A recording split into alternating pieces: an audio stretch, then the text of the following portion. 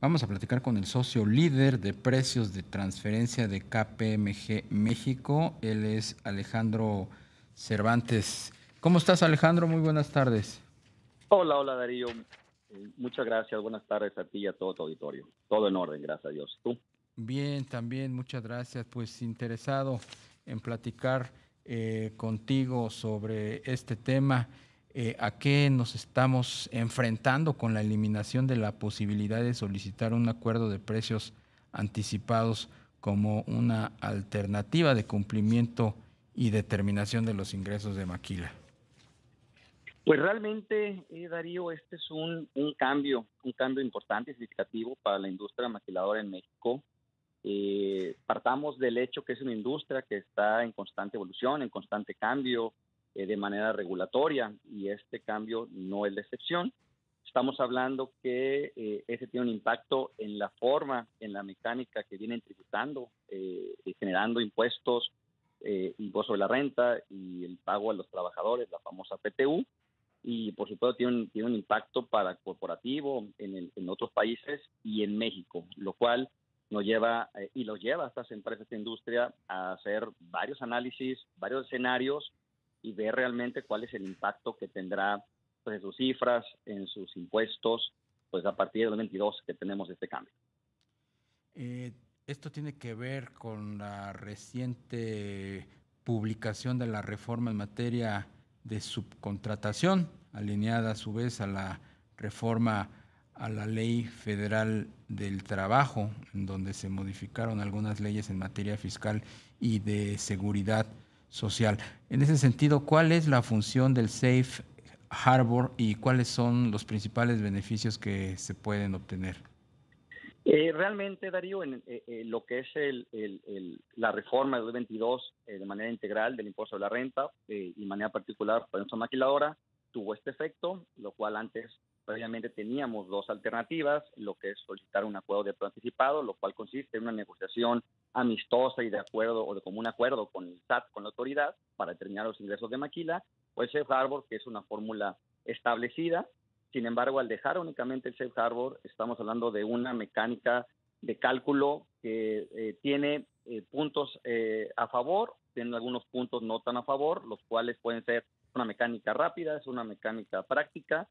Sin embargo, pues es una fórmula que no ha sido actualizada desde el año 2000, es una desventaja, y otra que no alcanza a comprender todos los efectos internacionales, económicos y particulares de cada empresa maquiladora y de algunas industrias en particular. ¿Quién es el que tendría que hacer la actualización de esta Safe Harbor para adecuarla a estos aspectos que nos mencionas? Esta actualización y este cálculo de hardware es determinado por el propio SAT, por la Administración Central de Transferencia, son quienes se cargan de realizar este cálculo y esta actualización. ¿Cuál sería la mejor opción de estructura que pueden tomar las empresas de nueva creación para llevar a cabo de manera correcta el proceso de manufactura?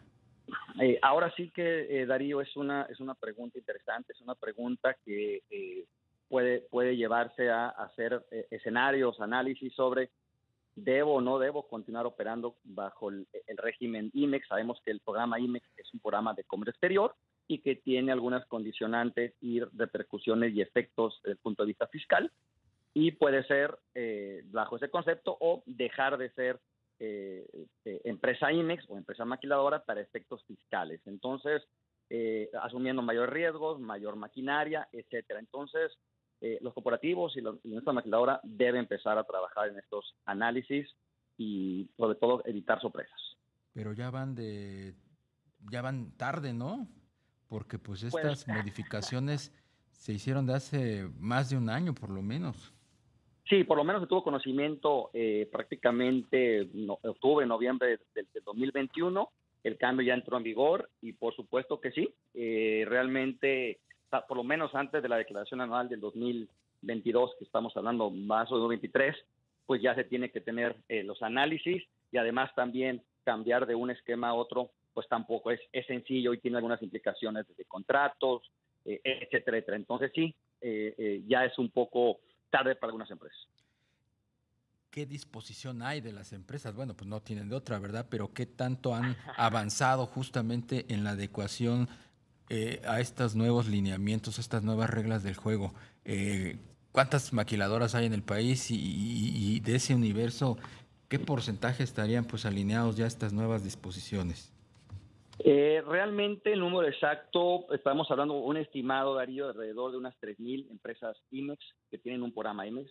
Alrededor de ellas estamos hablando de unas 1,200 que van a tener este cambio.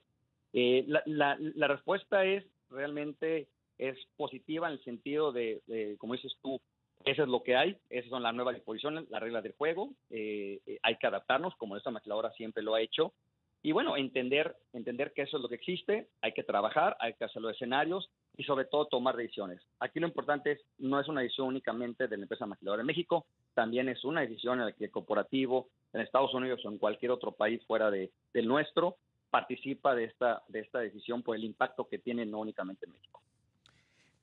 ¿Cómo han adecuado las empresas maquiladoras esta pues cambio de reglas, esta nueva política que eliminó pues una práctica que era muy socorrida en algunas de ellas, que era el outsourcing?